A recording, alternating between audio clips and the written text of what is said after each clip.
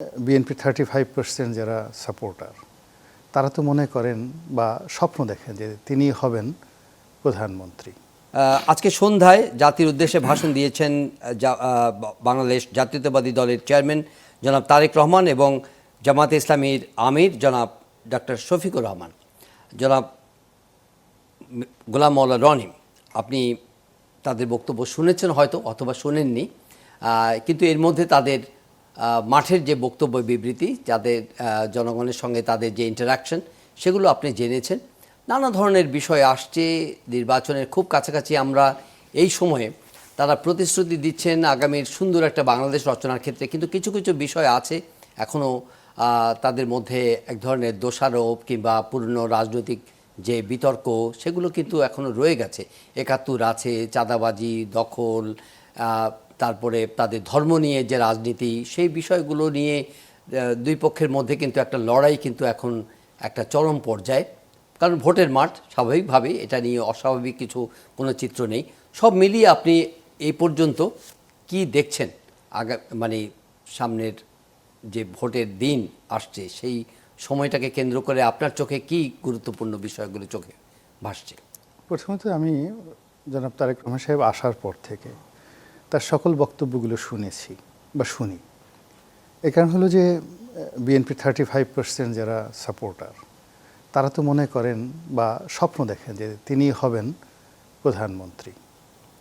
তারপর রাষ্ট্রের যে সকল কর্তা ব্যক্তি রয়েছে তাকে আজ পর্যন্ত যে প্রোটোকল দেওয়া হচ্ছে ওভাবেই তাকে দেওয়া হচ্ছে। তার ছেলে মেয়ে, তার স্ত্রী, পুরো রাষ্ট্র তাদের দায়িত্ব নিয়েছে এবং সম্মান প্রদর্শন করছে।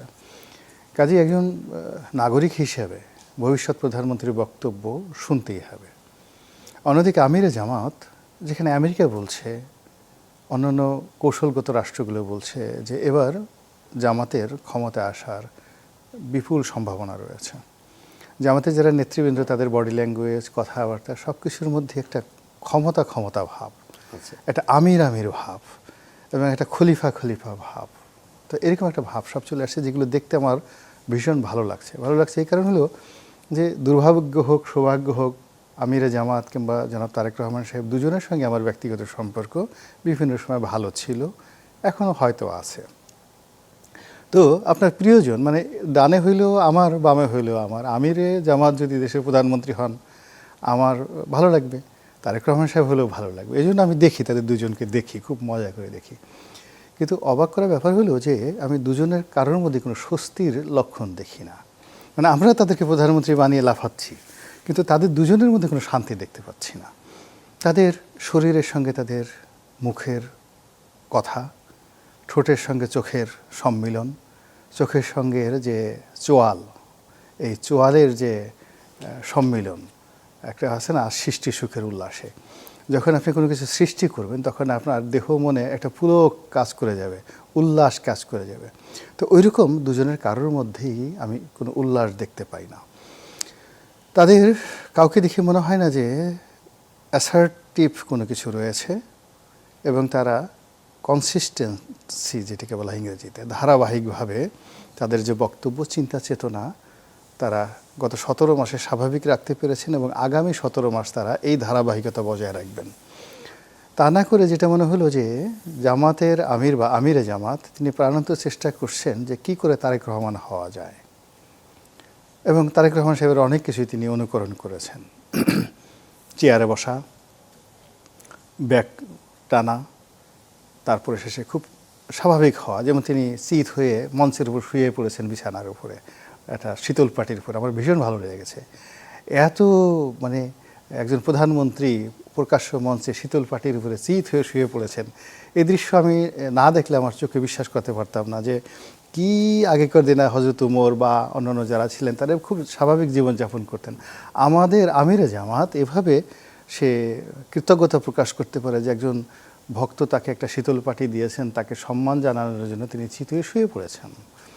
আবার তারেক রহমান সাহেব তিনি আমিরে জামাতের মতো করে আরবি বলার চেষ্টা করছেন, তারপরে কোরআনের কথা বলছেন, হাদিসের কথা বলছেন, মা ফাতেমার কথা বলছেন, আয়েশা সিদ্দিকা রাদিয়াল্লাহু তাআলা আনহার কথা বলছেন, বদরের যুদ্ধের কথা বলছেন। তো এই যে একজন আরেকজন হওয়ার চেষ্টা, এটা রাজনীতিতে কুলক্ষণ, অশনি সংকেত। রাজার যে নীতি থাকবে সেটা হলো যে সে সবার চেয়ে ব্যতিক্রম।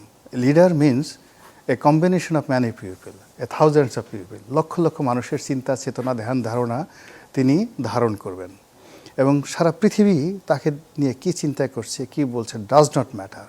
সে তার মতো করে সে এগিয়ে যাবে, কথা বলবে, সে মানে তার উদারতা, তার বেয়াদবি, তার সমস্ত কিছু থাকবে অনন্য। Leader is leader, just like Julius Caesar, Napoleon Bonaparte. সারা দুনিয়া কি মনে করলো না করলো, সে তার কাঙ্ক্ষিত মাকামে পৌঁছানোর জন্য চেষ্টা করবেন। কিন্তু এখানে সেটা মনে হচ্ছে না বর্তমান যে দেশের প্রধান দুটো নেতা, এবং এটা জানাতেন না। আপনি চিন্তা করেন, আমরা সুলতান সুলেমানকে মানে খুব ফলো করি যে দীপ্তি টিভির নাটকের কারণে। তো সুলতান সুলেমানের যে বিশাল অর্ধ দুনিয়া, তার রাজত্বে মোট 36 কোটি মানুষ ছিল, 36। আর আমাদের এই বাংলাদেশে এখন 18 কোটি মানুষ। তো আপনি বোঝার চেষ্টা করেন যে অর্ধেক অটোম্যান সাম্রাজ্যের অর্ধেক। তো এই 18 কোটি মানুষকে নেতৃত্ব দেওয়ার জন্য আমাদের যিনি নেতা হবেন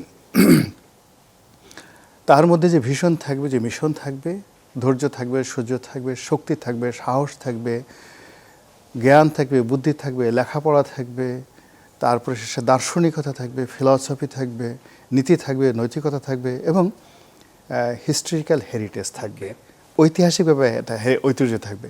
দুর্ভাগ্যজনক হলো যে দেশের প্রধান দুইজন নেতার এমন একটা ইতিহাস আপনি বর্ণনা করতে পারবেন না, না শিক্ষা, না দীক্ষা, না পরিবার, না লিগেসি, না ড্রেস কোড, মানে অনুকরণ করবো আমি নেতাকে। ওকে, তো যার জন্য কেমন যেন মনে হচ্ছে সবাই নাচছে কিন্তু আমিও নাচছি, কিন্তু আনন্দ নেই। ওকে,